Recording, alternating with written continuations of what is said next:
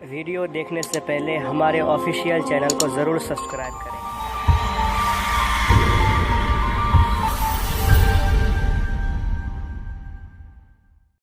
کسی پرانے دکھ کی بات چھیڑیں تو ان باتوں میں وہ دکھ تازہ ہو جائے گا، کسی خوشی کا تذکرہ کریں تو چہرے پہ مسرت پھیل جائے گی، دکھ زیادہ ہو جائیں بات مدینے کی چھیڑ دیں، دکھ دور ہوں گے کہ نہیں ہوں گے۔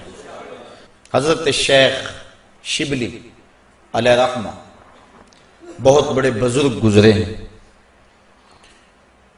آپ معارف اس میں ذات بیان فرما رہے تھے کہ اللہ کا نام لینے سے دل میں سکون آتا ہے اور دل کی کیفیت بدلتی ہے، من میں اجالے اور روشنیاں پیدا ہوتی ہیں۔ ابو علی سینا جو اس دور کا بہت بڑا فلسفی تھا، وہ اس مجلس میں موجود تھا۔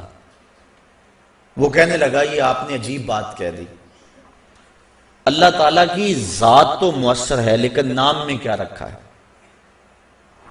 ہمارے جو فلسفی حضرات ہیں وہ ہر چیز کی 4 شکلیں بیان کرتے ہیں، ہر شے کی 4 شکلیں ہیں، ایک شکل خارجی، ایک شکل ذہنی، ایک شکل کتابی اور ایک شکل لفظی۔ مثال کے طور پہ ہم آگ لفظ بولیں، ایک آگ تو وہ ہے جو باہر روشن اور جل رہی ہے، اس میں ہاتھ لگائیں گے تو جل جائے گا ہاتھ۔ دوسری آگ وہ ہے جو زبان سے لفظ آگ ہم بول رہے ہیں۔ تیسرا جب لفظ آگ کہیں گے تو دماغ میں اس کا تصور آئے گا، اور چوتھا کاغذ کے اوپر آگ چھاپ دیں، اس کی تصویر بنا دیں تو یہ شکل کتابی ہوگی۔ اس میں اصل شکل جو ہے وہ اس کی شکل خارجی ہے۔ اس طرح وہ فلسفی حضرات کہتے ہیں کہ ہر شے کی 4 شکلیں ہیں، حقیقی شکل شکل خارجی ہی ہوتی ہے۔ آگ کہنے سے ہونٹ نہیں جلیں گے، کاغذ پہ آگ کی تصویر چھاپ دیں تو اس سے کاغذ جل نہیں جائے گا، آگ کا تصور کرنے سے ذہن جلے گا نہیں، لیکن وہ جو خارج میں آگ موجود ہے اس میں ہاتھ لگائیں گے، اس کے قریب جائیں گے تو ہاتھ بھی جلے گا اور آپ کو تپش اور حدت کا احساس بھی ہوگا۔ تو وہ خارجی جو اس کی صورت ہے وہی اس کی صورت اصلی ہے، باقی اعتباری صورت ہے۔ تو وہ کہتے ہیں اللہ کی ذات تو مؤثر ہے لیکن نام کہنے سے، نام لینے سے کیا ہوگا؟ تو حضرت شیخ شبلی علیہ رحمہ نے ابو علی سینا کو سمجھایا کہ نہیں میاں، نام میں بھی اثر ہوتا ہے، نام میں بھی تاثیر ہوتی ہے۔ وہ کہنے لگا نہیں، مؤثر تو صرف صورت خارجی ہوتی ہے، لہذا میں اس بات کو تسلیم کرنے کو تیار نہیں ہوں۔ ضد میں آ گیا، میں نے عرض کر دیا کہ بزرگوں کا ایک اپنا طریقہ ہوتا ہے۔ تو حضرت شیخ شبلی تھوڑا سا غصے میں آ گئے اور فرمانے لگے ابو علی سینا میں تیرے سے کیا بات کروں، تو تو گدھا ہے۔ اس کے سرخیاں آ گئی چہرے پہ، غصے سے لال پیلا ہو گیا، مجھے گدھا کہا بڑی مجلس میں، اتنا بڑا فلسفے کا امام، زمانہ میرے نام کا معترف، اتنی کتابیں میں نے لکھی۔ تو حضرت شیخ شبلی مسکرا پڑے، فرمانے لگے دیکھا نا گدھے کے نام سے تیرے چہرے کا رنگ بدل گیا۔ تو کہا جب گدھے کے نام میں اتنا اثر ہے کہ تیرے چہرے کا رنگ بدل سکتا ہے تو کیا اللہ کا نام لینے سے دل کا رنگ نہیں بدل سکتا؟ تو اس کا نام لوگے تو دل بدلے گا اور دل قرار پائے گا، دل کو نور نصیب ہوگا، دل کو اجالا ملے گا اس کے بابرکت نام لینے سے۔ اس لیے جب زبان سے بندہ اللہ اللہ کہتا رہتا ہے تو اس کے اثرات اس کے دل پر مرتب ہوتے ہیں، اور کثرت سے ذکر کرنے والا شخص اس کا دل پر نور ہو جاتا ہے۔ بلکہ ہم نے تو تصوف کی کتابوں میں پڑھا ہے، جب کوئی شخص ایک مرتبہ اللہ کہتا ہے اللہ تعالیٰ اس کی طرف نظر رحمت سے دیکھتا ہے، اور جس کی طرف اللہ تعالیٰ نظر رحمت سے دیکھ لے اس کے 70 گنا جل کے راکھ ہو جاتے ہیں۔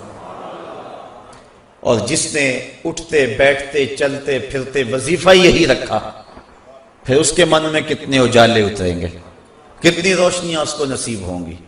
تو کہا یا ایھا الذین آمنوا اذکروا اللہ ذکرا کثیرا، اے ایمان والو اپنے رب کا کثرت سے ذکر کرو۔ اور میرے اور آپ کے آقا و مولا حضور نبی رحمت صلی اللہ علیہ وآلہ وسلم نے ارشاد فرمایا اللہ کا ذکر اس انداز سے کرو کہ لوگ تمہیں مجنون کہیں یہ تو پاگل ہو گیا، بلکہ ایک روایت امام طبرانی نے بیان فرمائی ہے کہ اللہ کا ذکر اس طرح کرو کہ منافق تمہیں تانا دیں کہ ریاکاری کر رہے ہو، اس انداز کے ساتھ تم اس کا ذکر کرو۔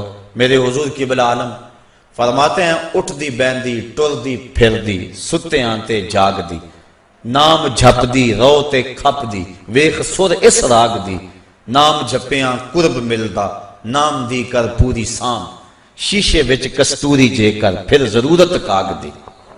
تیرے تو سب کچھ اندر ہی رکھا ہوا ہے، تو ذرا غور تو کر، تفکر تو کر، ذرا اس کو آواز تو دیکھ کے دیکھ، تیرے من سے آوازیں نہ آئیں تو کہنا اندر بوٹی مشک مچایا اتے جان پھلن تے آئی ہو۔ تو نے در در کیا جانا ہے، سب کچھ تو تیرے اندر رکھا ہوا ہے۔ وہ کہتے ہیں ایک سنیارا تھا بمبئی کا رہنے والا، یہاں ہمارے لاہور میں آ گیا، پرانے دور کی بات ہے۔ اس کے پاس بڑے قیمتی موتی تھے، اس نے کسی مجلس کے اندر اپنے موتی کھولے اور ایک موتی کہنے لگا یہ شب افروز ہے، رات کو چمکتا ہے۔ جب اس نے سامان سمیٹا اور اٹھ کے جانے لگا تو ایک چور بھی اس مجلس میں بیٹھا ہوا تھا، کہنے لگا حضرت کہاں کے ارادے ہیں؟ کہا بمبئی جا رہا ہوں۔ کہا حسن اتفاق، ارادے تو میرے بھی بمبئی کے ہیں، چلو اکٹھے چلتے ہیں۔ وہ جوہری سمجھ گیا کہ یہ اصل میرا ہم سفر نہیں ہے، اس کا دل اس موتی پہ آ گیا، لیکن وہ تھا بڑا سمجھدار، اس نے کہا آ جاؤ۔ سارا دن سفر میں رہے، جب رات کو سونے لگے تو اس نے اپنی قمیض یا واسکٹ وغیرہ اتار کے جو ہے وہ لٹکا دی کسی چیز کے ساتھ، یہ اٹھا اور اس نے نظر بچا کے وہ قیمتی موتی اس کی جیب میں رکھ دیا اور خود بے فکر ہو کے سو گیا۔ یہ چور اٹھا، اس کا سامان ٹولتا رہا، لیکن موتی نہیں ملنا تھا، نہ ملا۔ صبح یہ اٹھا اور نظر بچا کے اس کی جیب سے موتی نکال کے اپنی جیب میں رکھ لیا۔ ناشتے پہ بیٹھے کہنے لگا یار وہ تمہارے موتی کی رات کہیں چمک شمک نظر نہیں آئی؟ جیب میں ہاتھ ڈالا، کہا نہیں یار میرے پاس ہی تھا۔ بڑا حیران ہوا، میں نے تو جیب ٹٹولی ہے ساری رات۔ اگلے دن اس نے سوچا چلو آج میں مزید کوشش کروں گا، اس نے پھر وہی کام کیا، نظر بچا کے اسی کی جیب میں رکھ دیا۔ وہ ساری رات ڈھونڈتا رہا، موتی نہیں ملنا تھا، نہ ملا۔ صبح نظر بچا کے اس نے اپنی جیب میں رکھ لیا۔ صبح ناشتے پہ پھر بات چلی، یار وہ آپ کہتے تھے رات کو چمکتا، اس کی کچھ چمک شمک نظر نہیں آئی؟ کہا یار میری جیب میں ہی تھا۔ 2-4 دن ایسے گزرے۔ ایک دن اس نے عزم کر لیا کہ شاید وہ بغل میں رکھ لیتا ہے، منہ میں رکھ لیتا، کہاں رکھتا، آج تو اس کو میں بیدار بھی یہ ہو جائے تو میں پھر بھی یہ وہ موتی اسے لے لینا۔ وہ اس کے پاس سے پلٹتا رہا، لیکن وہ مست ہے، اس کو پتا ہے موتی محفوظ جگہ پہ، اور صبح اٹھا نظر بچا کے موتی اپنی جیب میں ڈال لیا۔ اس نے پھر بات کی، اس نے کہا کہ یار وہ میرے پاس ہی تھا۔ اس نے کہا میں آج سچی بات بتاؤں، میں تیرا ساتھی نہیں تھا، میں تو تھا چور، میں تو چور تھا، اس موتی کی غرض میں تیرے ساتھ ہو لیا تھا، لیکن آپ تو میرے بھی استاد نکلے۔ میں نے بڑی محنت کی، مجھے 3 دن ہو گئے موتی نہیں ملا، میں آپ کو استاد مانا، آپ مجھے بتائیں کہ موتی آپ رکھتے کہاں تھے؟ اس نے کہا میاں تو اوروں کی جیبیں ٹٹولتا رہا، کبھی اپنی جیب میں بھی تو ہاتھ ڈال دیا ہوتا، نہ مسجد وچ نہ مندر وچ، لب یار نو اپنے اندر وچ، سب کچھ تو تیرے اندر ہے، تو اوروں کی جیب میں ٹٹولتا رہا۔ سلطان وہ فرماتے ہیں نہ کر منت تو خاج خضر دی، تیرے اندر آب حیاتی ہو۔ اور کبھی فرماتے ہیں وچے ہی بیڑے وچے ہی چیڑے وچے ہی ونج مہانے ہو، 14 طبق دلے دے اندر تمبو وانگو تانے ہو۔ سب کچھ تو تیرے اندر ہے۔ اور اقبال کہتا ہے خود ہی کا نشیمن تیرے دل میں ہے، فلک جس طرح آنکھ کے تل میں ہے۔ یہ سب کچھ تو انسان کے اندر رکھا ہوا ہے، بس تھوڑی سی توجہ کرنے کی دیر ہے۔ دل کی تختی پہ اس کا نام لکھا ہوا ہے۔ میں نے اس نے عرض کیا تھا کہ اقبال نے کہا تھا حکیم نیٹشے کے بارے میں، قلب او مومن دماغش کافر است، اس کا دل مومن تھا، دماغ کافر، لیکن ہر شخص کا دل مومن ہوتا ہے۔ تو اس دل کی ایک ایک پرت پہ رب کا نام لکھا ہوا ہے۔ اور کافر کو کافر اس لیے کہتے ہیں کہ وہ اس حقیقت کو چھپا دیتا ہے۔ یہ جو کاشتکار زمین کو کھود کر اس کے اندر بیج رکھتا ہے نا، اس کو بھی عربی میں کافر کہتے ہیں، کاشتکار کو بیج کو چھپانے والا۔ تو کافر کو کافر اس لیے کہتے ہیں کہ وہ حق کو چھپاتا ہے۔ تو ہمارے سینے کے اندر ہمارے رب کا نام موجود ہے، اور دل تو ٹھکانہ ہی اس کا ہے، دل تو بنایا ہی اس لیے ہے کہ یہ اللہ کا عرش بنے، اور وہ فرماتا ہے کہ میں زمین و آسمان میں کہیں نہیں سماتا، مجھے ڈھونڈنا ہو تو مومن کے دل میں تلاش کرو۔ دلوں کے اندر اس کے ڈیرے اور اس کے بسیرے ہیں، تو اس کا ذکر کر کے دل جلا پاتا ہے، دل تسکین پاتا ہے، دل میں روشنی ہوتی ہے۔ تو ہمارا مزاج یہ ہونا چاہیے کہ اٹھتے بیٹھتے چلتے پھرتے اس کے ذکر کو ہم حرز جاں بنا لیں۔ جب بندہ ایک مرتبہ کہتا ہے سبحان اللہ، زمین آسمان کے درمیان جتنا فاصلہ ہے سارا نور سے بھر جاتا ہے۔ یہ برکتیں ہیں ذکر کی۔ اس کا نام تو لے، کوئی معمولی نام ہے؟ جب زبان پہ اللہ کہتا ہے 14 طبق روشن ہو جاتے ہیں۔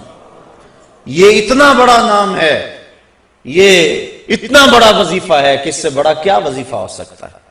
اس کا نام، اس کا ذکر، تو فرمایا اللہ کا ذکر اتنی کثرت سے کرو کہ لوگ تمہیں کہیں مجنون ہیں، اور منافق تمہیں ریاکاری کے تانے دے۔ تم اٹھتے بیٹھتے چلتے پھرتے اس کے ذکر کو حرز جاں بنائے رکھو، یہی تمہارا سرمایہ ہے، یہی تمہارا وظیفہ ہے۔ دکھے ہوئے دل کا بھی یہی علاج ہے، پریشان خاطری کا بھی یہی علاج ہے۔ اندر کی کالک اس کے ذکر سے دھلتی ہے۔ حضور فرمایا لِكُلِّ شَيْءٍ سَقَالَةٌ وَسَقَالَةُ الْقُلُوبِ ذِكْرُ اللَّهِ، ہر شے کا زنگ دور کرنے کے لیے کچھ نہ کچھ بنایا گیا۔